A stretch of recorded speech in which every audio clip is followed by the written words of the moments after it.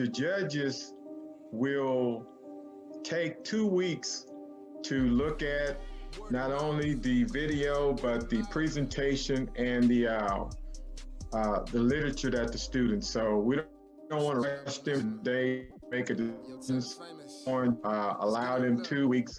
So the next time that we come together, we will be announcing who the winners are. All right. So, my building is called my name is Arthur Gibbs. I'm a junior in high school. I go to Shadow Creek and live in Pearland, Texas. Uh, my inspiration for my building, the Stone Tower, is designed to be a recognizable landmark in an adaptive space. The tower's futuristic design was inspired by the classic metronome. The building will be separated into four areas: one commercial, one residential, and two office. The 1,000-foot tall building has a contemporary flow while still being able to be modern and sophisticated. It's both robust and sleek and able to accommodate the needs of all its occupants. Um, this is a picture of me by the building. I used the construction materials were plastic board, X-Acto knife, carpeting materials to mimic stone, opposing board, and multiple adhesives including tape. These are some designs I made for it. I used Tinkercad, and that's it.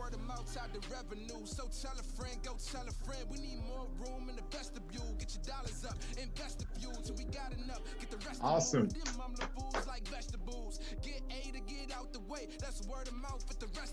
Me? Yes. Okay.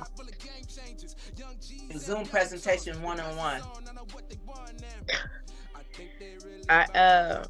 This is my design challenge. I'm from Houston, Texas. I go to school at Shadow Creek High School in Pearland. And this is me next to my structure. I kind of did it kind of based on the design of the foundation of the Golden Gate Bridge. And I used foam board for my material that basically it's made out of an X-Acto knife, glue, to keep it together, and then spray paint for eyesight. Do I read all of this or sum it up basically? Go ahead and read it. Oh, okay. So for my structure, I chose to mark the foundation part of the Golden Gate Bridge of San Francisco. I said the first step of this challenge was measuring myself, which came out to 63 inches. After this, I was able to set on my material to fit my height. I knew I wanted to use stronger material than cardboard, so I resorted to using foam board material. To begin the foundation, I sketched out the structure on the foam board since I had to use two pieces of the board because one was not tall enough. That part got kind of tricky because I didn't do all of my measure because I somehow forgot that it was two different boards. So that happened, but the spaces in between ended up overlapping from the bottom to the top after I did get those measurements together. So it was flappy and when I tried to put everything together, so I kind of had to not take it apart but alter it in a way so it would stand up and not break in half in the middle of it. And for consistency, how I got everything to be the same size, it was originally, I didn't put that in there, but originally it was a presentation board, when you have the flaps on the side and everything, so I had to take off the sides. So after I did that, I came in 3 inches from each side of both of the boards for my measurements, and then I made the borders in between every border. It's 2 inches thick, except for at the bottom, where the X's are presented. That's just 1 inch. So on the bridge itself, it had 3 initial quadrilaterals before reaching the 4th, where the road is, in the design. So on the bridge, I said that at the bottom for design, I put the X's on the side. I had to add pieces for balance of the foundation, along with putting a base on the bottom to hold it down. From the foam board, I used an X-Acto knife to cut each piece. I used a hot glue gun to bring together all of my pieces and ensure stability. And for eye pleasure, I spray painted the entire structure.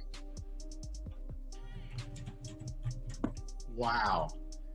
Impressive. I like when students can actually explain what they were thinking. I love the fact that it sounds like 2 or 3 of the students have used the engineering design principles of you have an idea, you try it.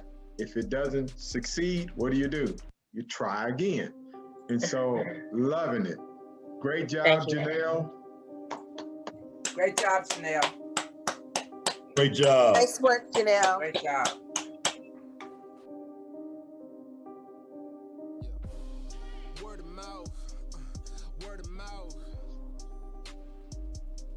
All right.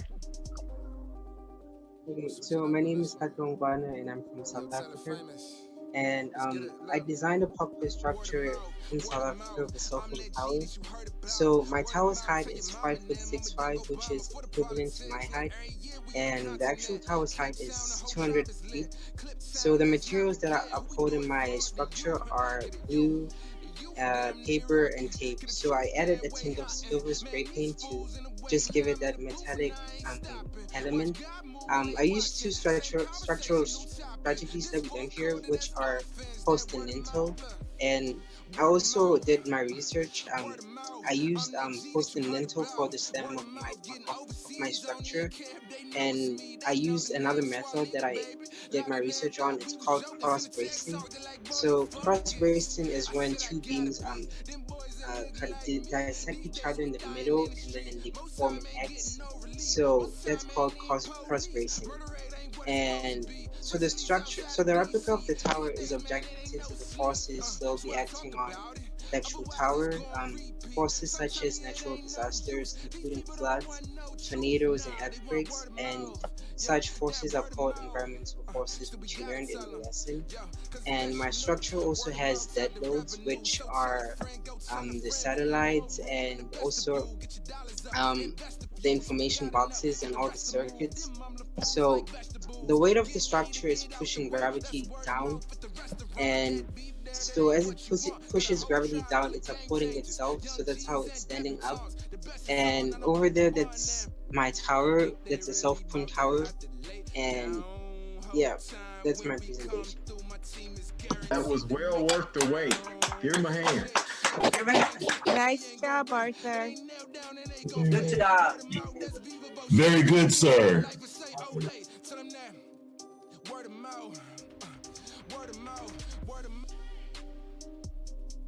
My name is Follow, and I'm calling in from DC. And what grade are you in? 6th grade. Welcome. I didn't really have a slideshow prepared, but I wrote a quick essay that, on my tower, so I can create that because I detailed most of what I did. Creating my tower was a challenging and interesting process. My original design was made of cardboard and had 4 long strips on top of a box. I tried to get the cardboard strips to hold up another piece of cardboard. That design failed because the strips weren't strong enough to hold anything up. I experimented with more materials and layouts until I tried one with tinfoil wrapped around skewers. However, it wasn't very stable. I continued trying more designs until I thought I found a good one. It had 3 boxes stacked on top of each other with a figurine I made of tinfoil. I placed the figurine on top, but then I thought the tower wasn't creative enough, so I scrapped it. The final design was made of paper, tape, and skewers. I made cylinders out of paper that I secured with tape and stacked on top of each other. Initially, it didn't have a strong base and toppled over. I had to add tape and skewers to the foundation in order to keep it stable. I'm 55.5 inches tall, and the tower stood a few inches taller than me. In conclusion, I learned that the tower needs to have a strong base to be stable. I also learned that all parts of this tower need to be strong, or else it will fall over. In the future, I'd like to experiment with different materials for building a tower, such as metal, wooden nails, or even concrete. And I had taken a class with Mr. Image before we were building towers, so I think I had some knowledge of the subject before. Awesome. Wonderful explanation. And all right, we got a picture. Awesome. Give her a hand, job. y'all. Ooh. Great job. Very good.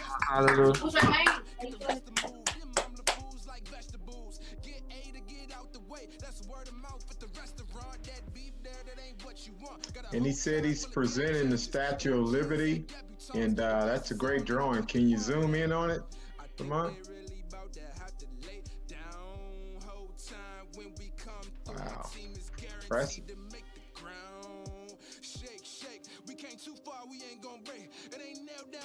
That's great. Great job, God Lives. Any words you want to say about your presentation? Oh, I think we may be having some connectivity issues, which is okay. It definitely happens. But thank you, God Lives, for turning in your project, for ending the competition.